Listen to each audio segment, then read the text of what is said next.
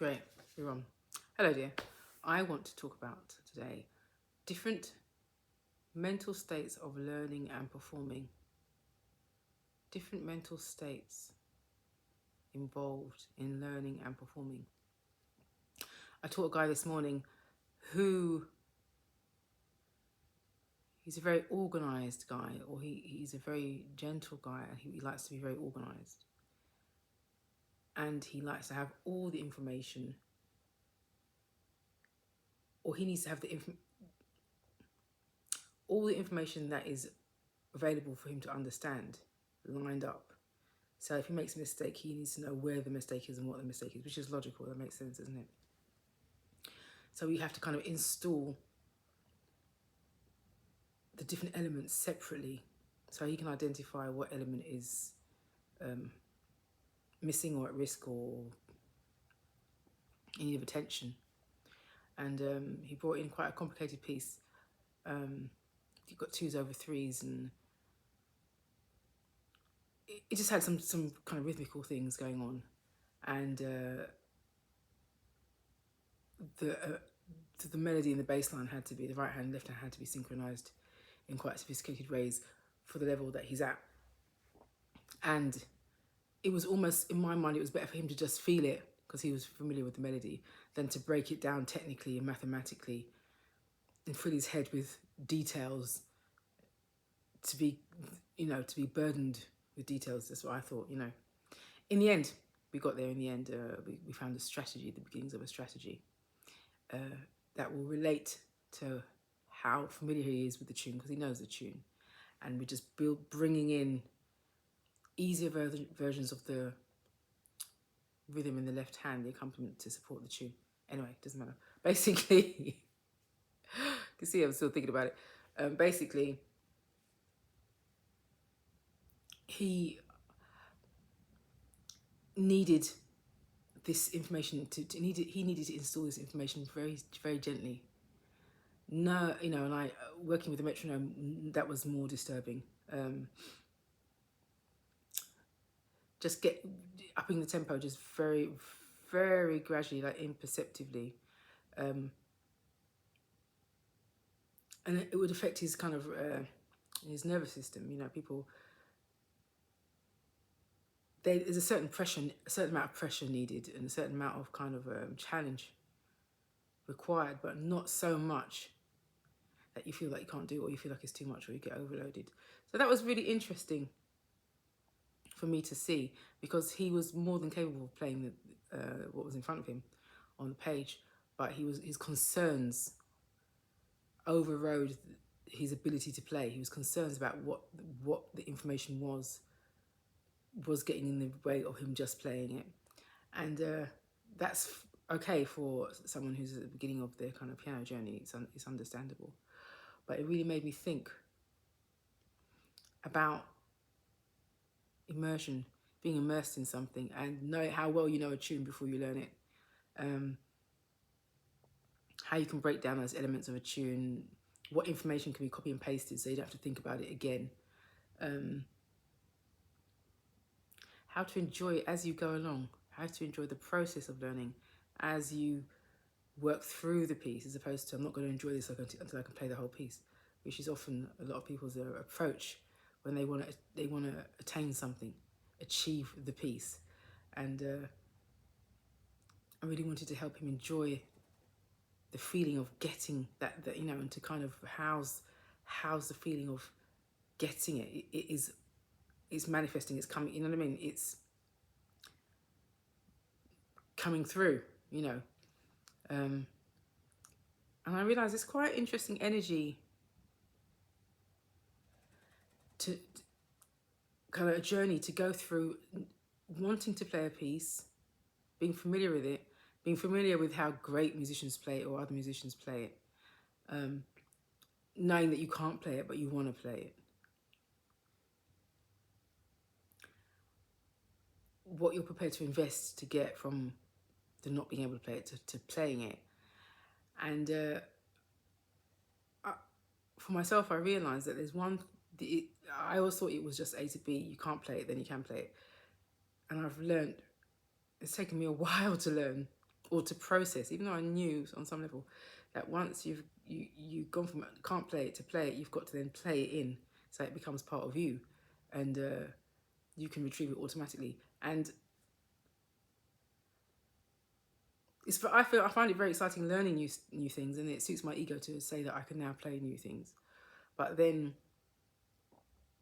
for it to kind of become part of you or become second nature, I find that fascinating, and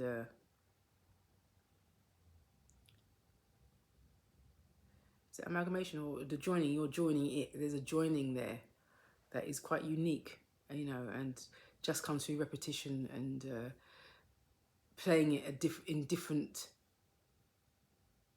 situations, playing it on your own, playing it with other people if it's a shared piece, playing it during daylight, playing it during the evening, playing it when you're tired, playing it when you're up for it, playing when you've got no concentration, playing at the beginning of a practice session, playing at the end of it. You know what I mean? There's so many, when you've got 2 minutes, grabbing a moment to play, or you spend an hour or two on it. There's so many different states of mind where you learn it and it settles down in different places in your psyche. And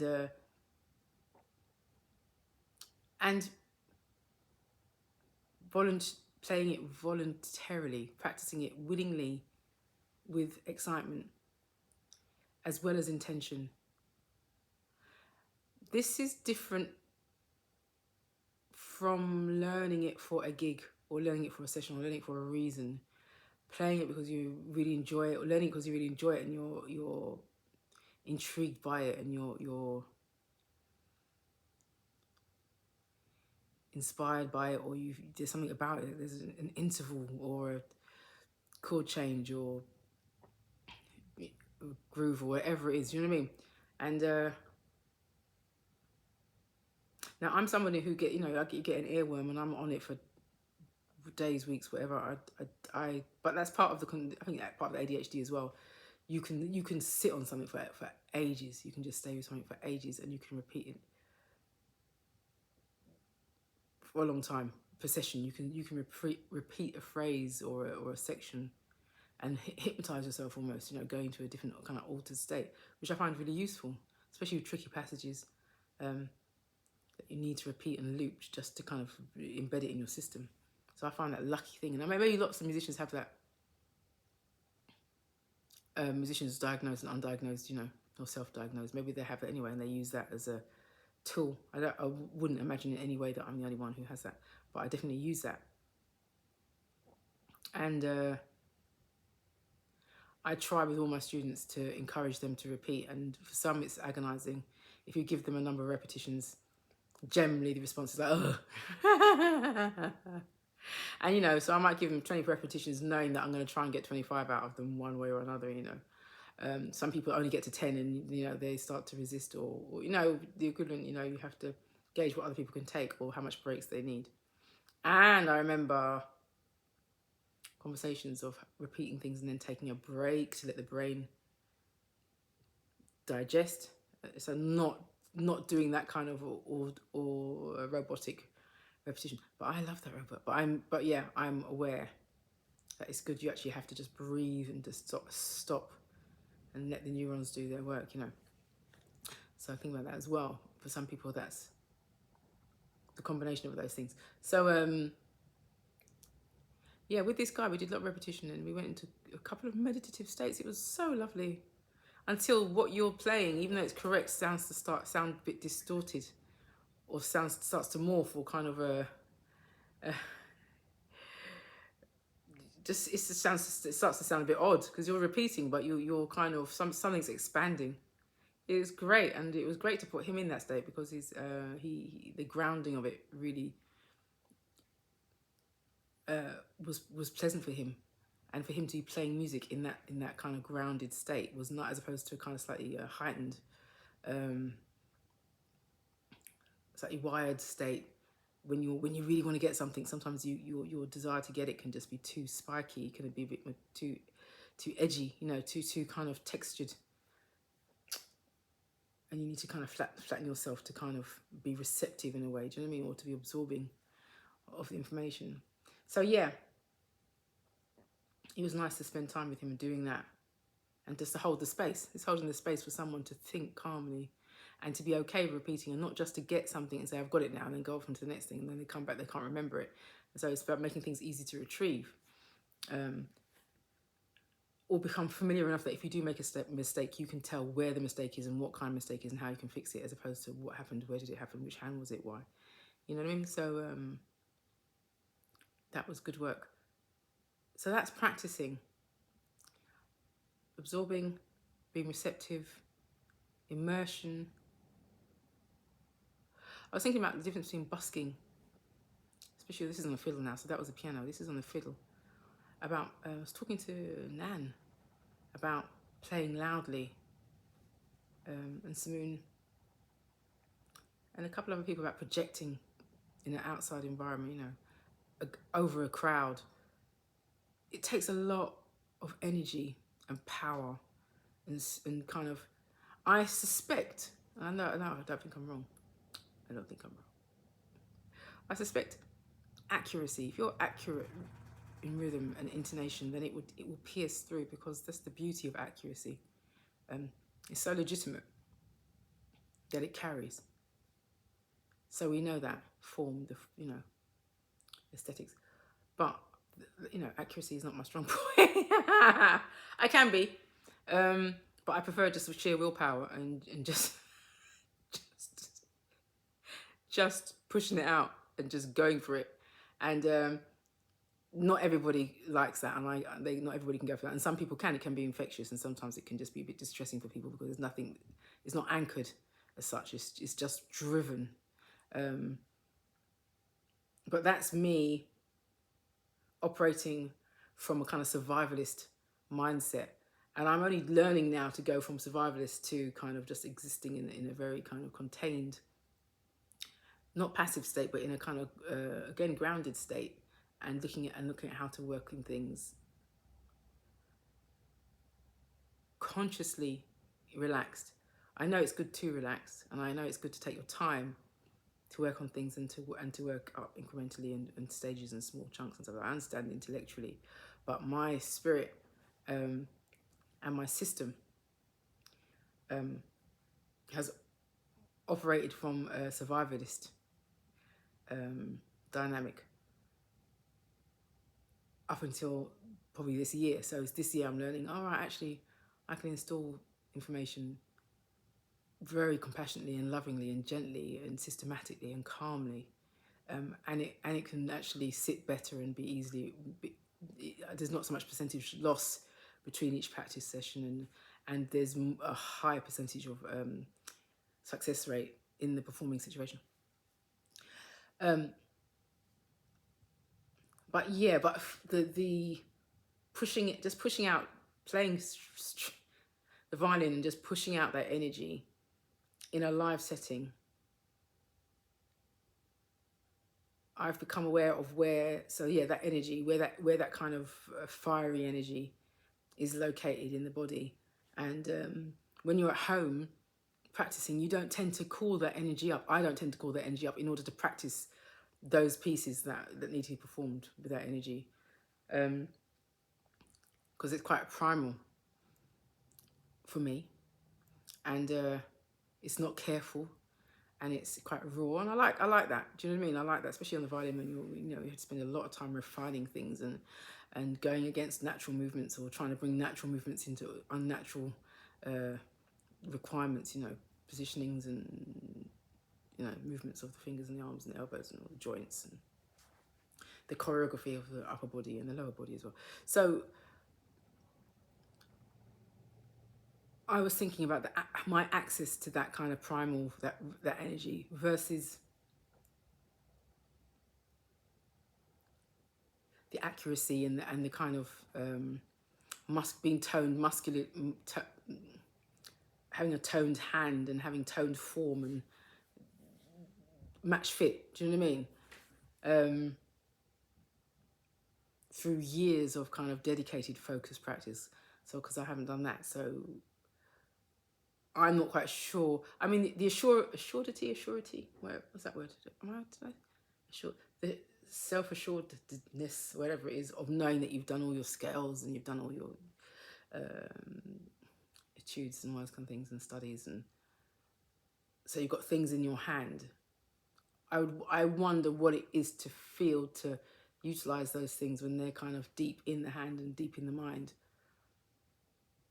to get you to function at a high energy level, or if those things even come into play. I don't know what it is for other people, but that's what, you know, I'm thinking about that. And yeah, so when I'm at home, I would practice quietly, slowly, gently, in rhythms, and you know what I mean, do all the things, and do all the things that would be ideal to do to place things on the instrument, and then not so much discard all those things, but kind of integrate those things. And then when you go into public use or performance, and just take a risk and see what happens. And sometimes it works, sometimes, and then more often than not, it works, and then you can guarantee it if you've got the right, you know, combination of fingering and bowing, all that kind of thing.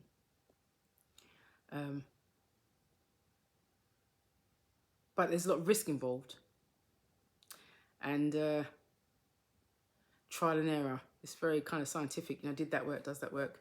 And also housing the energy, housing the energy, because sometimes when it's got kind of, it's not volatile, but it's when it's kind of very active energy, you still have to direct it and kind of not form it, but house it in your system whilst you're trying to do certain things, and you're looking at the audience. You're aware of communication with the audience as a group, and then individual members of the audience, and then you've got the band.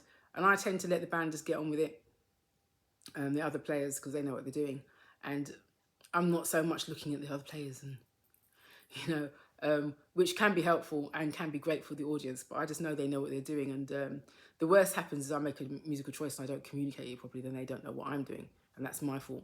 That's, you know, for me to learn that certain times you do need to engage, and I try to remember those things. But I'm generally front facing. So to practice what to do,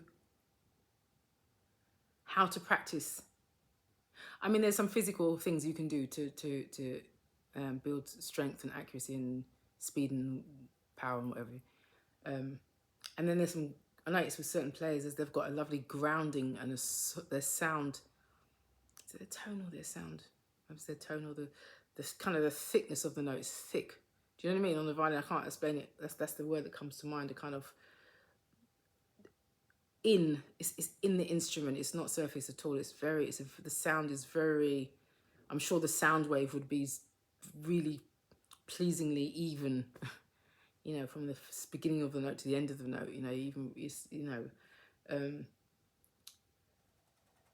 I've been watching people listening to that and thinking, okay, yeah, to get that grounded, pure color of a note, very intentional, and staying on the note for the duration of the note, as opposed to just hitting it and then being in the, you know, the note is that long, so you don't want to hit it and then be moving away from it in the time that it needs to be spoken, or, you know, it needs to be existing. You don't want to spend its existence getting to it and getting away from it, and it only has a kind of a minimum lifespan. You want it to have the maximum lifespan, so it speaks. So I think about these things, the notes that get away from you, you know, think about that. But I think metronome work, slow tempo metronome work, subdividing, and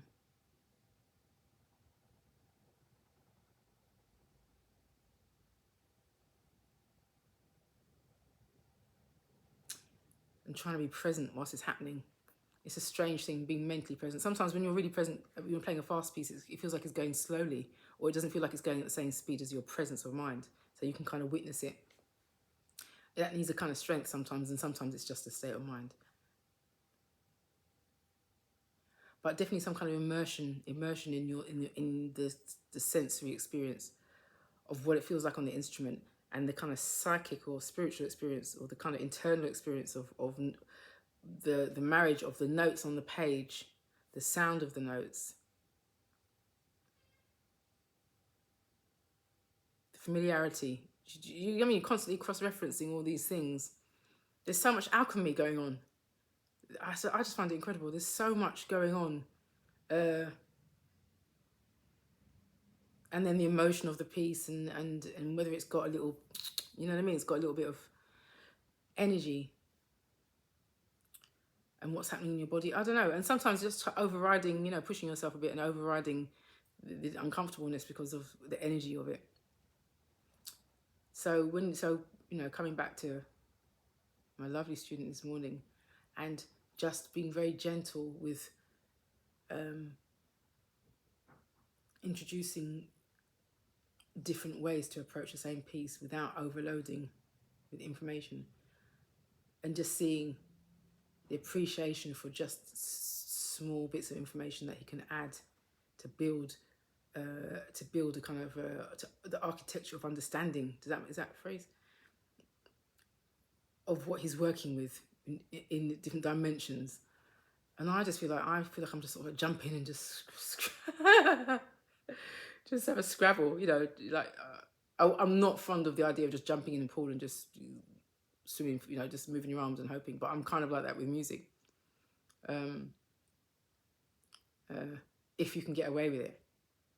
I think in many sessions and band situations that haven't been classical, excuse me, I think when you're a string player and you're taught to waft and and bleed into sound, and kind of, it's not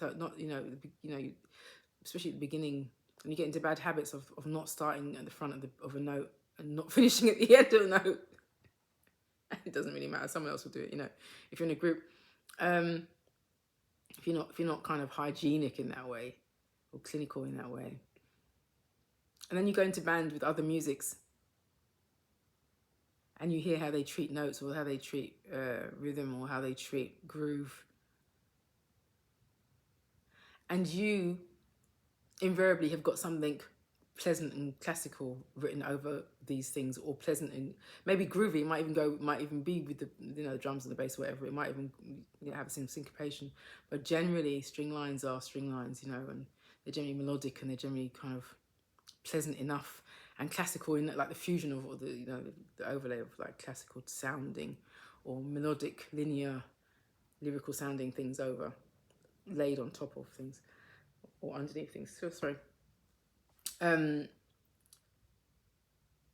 You learn to feel the beat. You feel the beat differently, and what you have to do to accommodate, to make sure there's a kind of connection with the strings to that.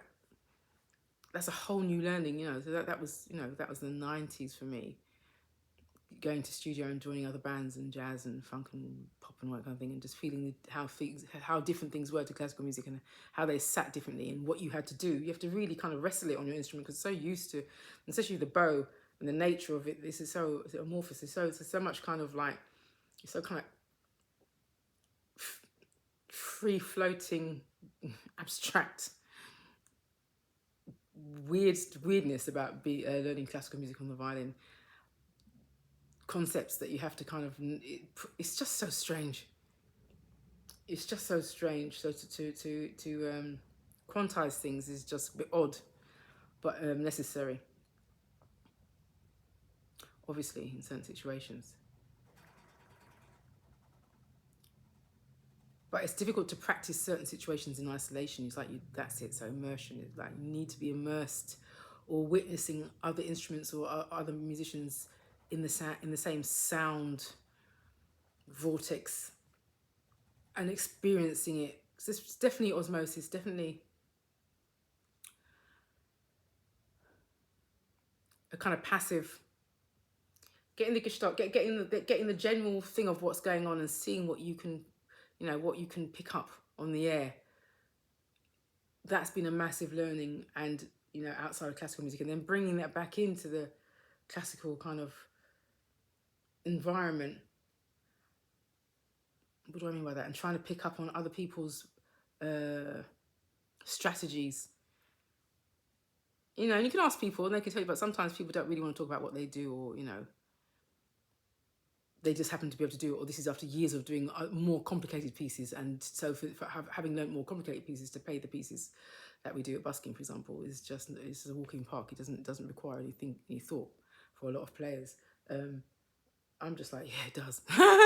It's like that. It requires a lot of thought for me. I am thinking about it.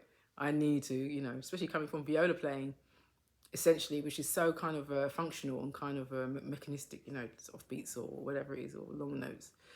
And then go, you know, and then finally going to first violin, and being faced with melody and the top frequency, which is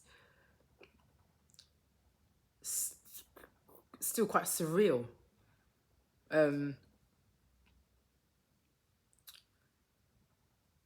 What you're doing with it, what you're doing in that strata, and being able to house the energy of that frequency.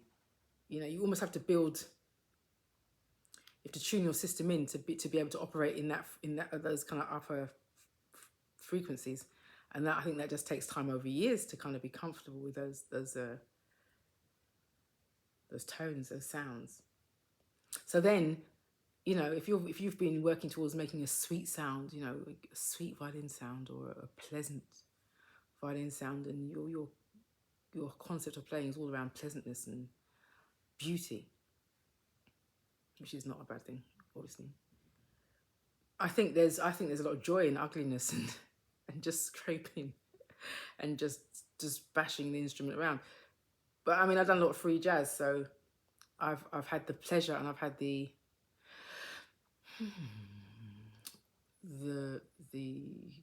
joy. It is very joyful just playing free, and it's very primal and it's very human and very nature based to play free. So to bring some of that into classical, I think is just great for me. Not great for other people. Just like, why do you do that? Why don't you even, you know, remove the rosin dust from your violin? You know, why is your bow so grubby? It's because it's dirt, but I kind of like it. I don't like the dirt and the dysfunction of dirt. You know, I don't like the way that dirt is, you know, interrupts, you know, the sound and clarity. But I like rawness. Is that an excuse for not cleaning? Not going to comment on that anymore. But do you know what I mean? Just the grunginess of it and just the kind of animalness of it, and because there are lots of people who can play things properly and correctly and nicely and spotlessly, and it's commendable and it's desirable and it's awe-inspiring, you know. And every now and again, one can kind of reach those places, you know. And you aspire to play with pure beauty and love and that richness, you know, that depth of emotion.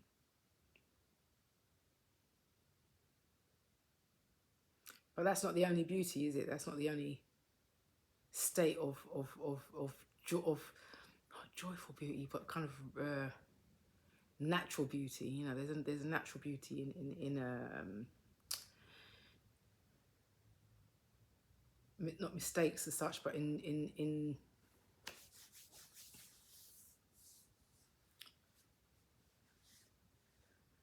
not moles. You know, like moles on your body, skin. Was it just imperfections? You know what I mean? Imperfections. I consent to imperfection as part of the whole experience of a beautiful thing, you know, the humanness of all that. Right, that is it. I wonder if I said all the things I wanted to say. It was about the experience this morning. I was inspired by the experience this morning, teaching and being very gentle and just moving forward very gently and very slowly within a very short space of time, and the ongoing evolution of understanding pieces I've been playing on and off for 25 years that I still am not getting right. I don't mind it, and I really don't mind it, because it's just like, what's happening in that corner? What is so and so doing in that corner? Okay, what am I just constantly asking questions? I just think it's just great. Got no complaints. So that is today's thought, or the beginnings of today's thought.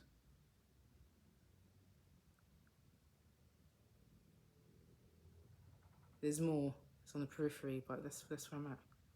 Anyway, see you again using this bit of Mendelssohn. I'm dying. I'm dying to learn this. I keep starting and not doing it. But I was speaking to Joe. Joe's our bottler, a collector, and he speaking to him about doing a quartet arrangement, so it will make me learn it. And there's loads of people who can play this down at Covent Garden. Loads of people playing it in their sleep. But you know, I don't want to die without a concerto. Is that too much to ask? Is it too much to ask? Have a good day. Farewell.